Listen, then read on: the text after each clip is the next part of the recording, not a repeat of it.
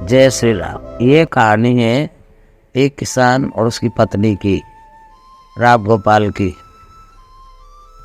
और उसकी पत्नी नीतू, दो बच्चे अपनी खेती करते हैं, सब्जी वब्जियाँ बोते हैं और मक्का बाजरे की खेती करते हैं। सब्जियों में सब चीज़, टमाटर, बैंगन, सारी हर तरह की सब्जियाँ। पास में ही एक आम का पेड़ भी है। राम गोपाल अपनी सब्जियों को भर के मंडी ले जाता था और वहाँ से जो भी रकम मिलती अपना लेके शाम को वापस घर आता था।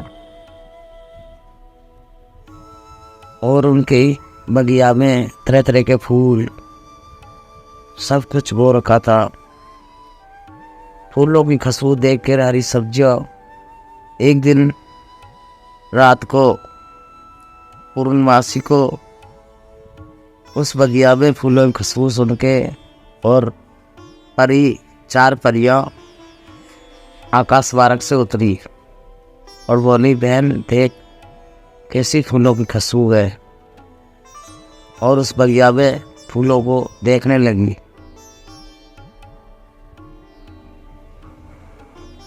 आम के पेड़ पे तोता और कौवा, कबूतर, सभी पक्षी बैठे थे।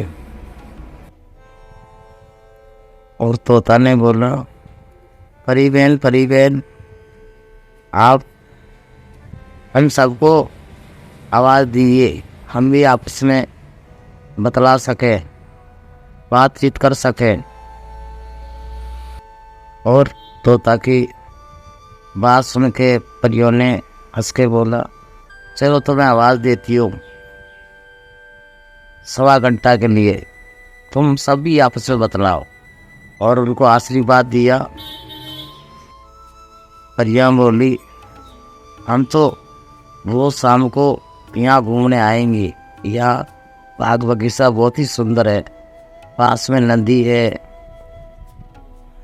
ऐसा तो हमने धरती पे पहली बार देखा है। तो कौवा बोला, बहन तुम जब भी आओगी क्या हमें 1.25 घंटा हमेशा बोलने की, बातचीत करने की आशीर्वाद दोगी क्या? हाँ, हम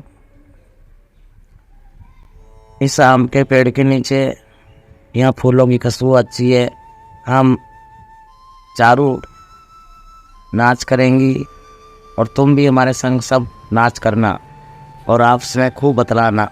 उस दिन किसान के घर पे मेहमान आ गए थे, उनकी बुआ और उनकी बहन।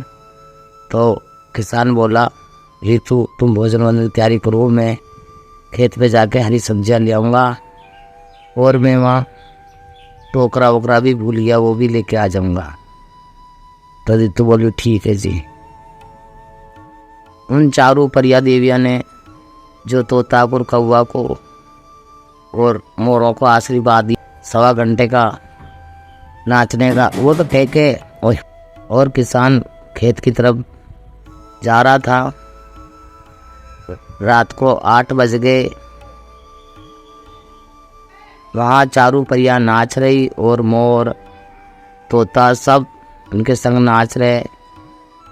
उनका आशीर्वाद ऐसा लगा कि सब्जियां भी बोलने लग गई। हरे हरे भुट्टे भी मक्का के बोलते हैं, तो तोता भैया देख हम कितने हरे भरे सुंदर लग रहे हैं। तोता बोल रहा है, ठीक कह रही हो बहन। उधर हरी मिर्च बोल रही है, देख तोता भैया मुझे खाएगा, मैं कितनी तेज हूँ, तेरे को मिर्ची लग जाएगी। बोले, मैं तो रोज ही खाता हूँ, मेरा स्वभाव है। ये किसान सब देख रहा कि ये क्या हो रहा है।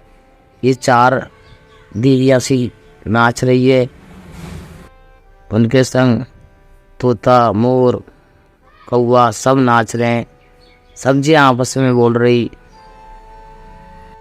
और किसान देखकर डर गया, ये तो कोई अजीब सा ही हो रहा है। और उसने सब्जियां वब्जियां कुछ नहीं तोड़ी और वापस अपने घर को भागा और जाके अपनी पत्नी को और अपने और रिश्तेदार थे उनको बोला कि मेरे खेत में तो ऐसा ऐसा हो रहा है, वहाँ 4 दीवियाँ नाच रही है, सब्जियाँ तो आपस से बोल रही है और सब बतला रहे हैं मोर वोर सब। उन्होंने बोला चलो तुम्हें कोई भ्रम हो गया होगा, हम चलते हैं तुम्हारे साथ। और उनके सब संग गए तो वहाँ कोई भी नहीं, सब जैसे है वैसे ही गायब हो गए। उसने बोला किसान ने कि भाई शायद मुझे कोई भ्रम ही हो गया है, थकान की वजह से मेरा दिमाग काम नहीं कर रहा है। और अपने बहन के संग सब्जियां तोड़ के टमाटर, हरी मिर्च, आलू और बैंगन तोड़ के थैला भर के घर पे लेके आया। किसान की पत्नी ने भोजन बना के और अपने मेहमानों को अच्छी तरह भोजन करा के वापस विदा किया। बाद में सब्जियां देखी तो उसमें एक काना बैंगन रह गया था।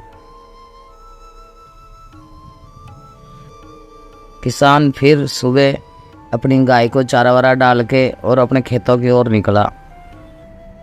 अपनी पत्नी से बोला तुम मेरे लिए खाना खेत पे ही भेज देना, सब्जी रोटी बना के। उसकी पत्नी आलू और बैंगन की सब्ज़ी बनाने लगी तो एक उसमें से काना बैंगन था। उसने उठा के बैंगन को देख के ये काना बैंगन और बार बार मेरे हाथ में आ जाता है, उठा के फेंका, वो हाथ की चक्की के नीचे जाके छूट गया। जब किसान की बहू ने रोटी सब्जी बना ली तो घर में उस टाइम में कोई नहीं था। उसकी ननंद भी कहीं गई हुई बाहर गांव में, छोटी ननंद थी बाहर लकड़ी लाने के लिए गई हुई थी खेतों पे।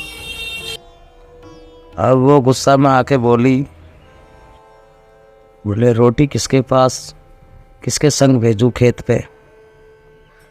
और चिंता में बैठी बैठी रोटी बांध रही, जैसी चक्की के नीचे से आवाज़ आई, बोले ये हम मेरे को निकाल दो चक्की के नीचे से, मुझे फालतू आदमी समझ के क्यों फेंक दिया।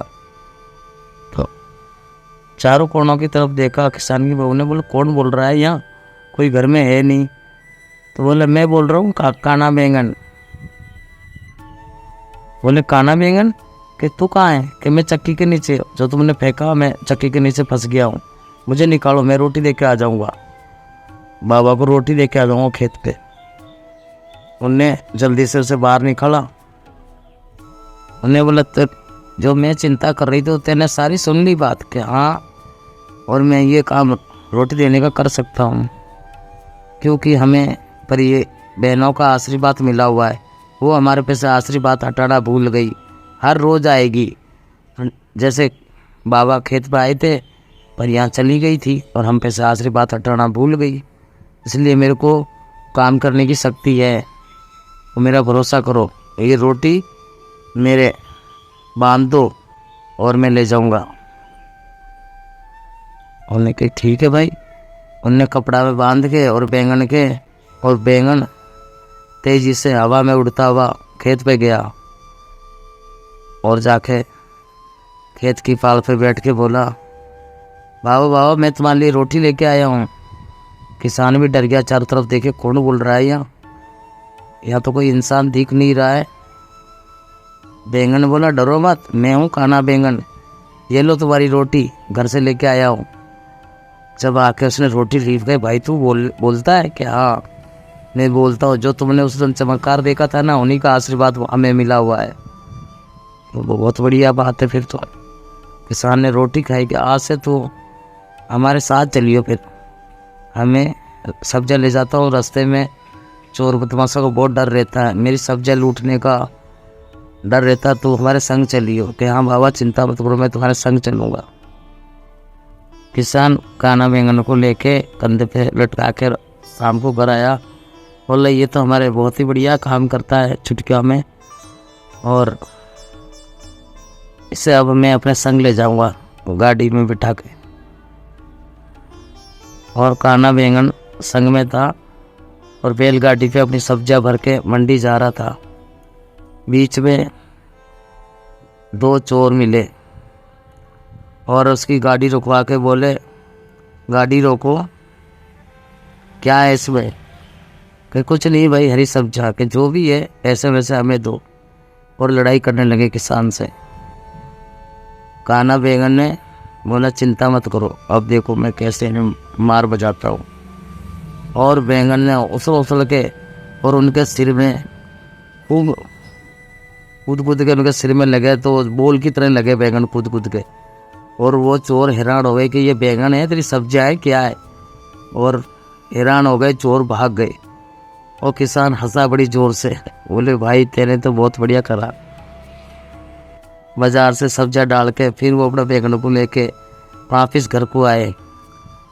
उतने में आम के पेड़ के नीचे परियां आ गई और परियों ने अपना बोली, बहन हम तो इनका आशीर्वाद लेना ही भूल गए, ऐसा रहेगा तो लोग हैरान हो जाएंगे। और थोड़ी देर में ही उनका आशीर्वाद वापिस ले लिया चारों परियों ने कि हमें वापिस जाना है आकाश पार्क को। और सब बोलना बंद हो गए, जैसे थे वैसे के वैसे ही हो गए। और बेचारा काना बैंगन वो भी बोलना बंद हो गया। जय श्री राम।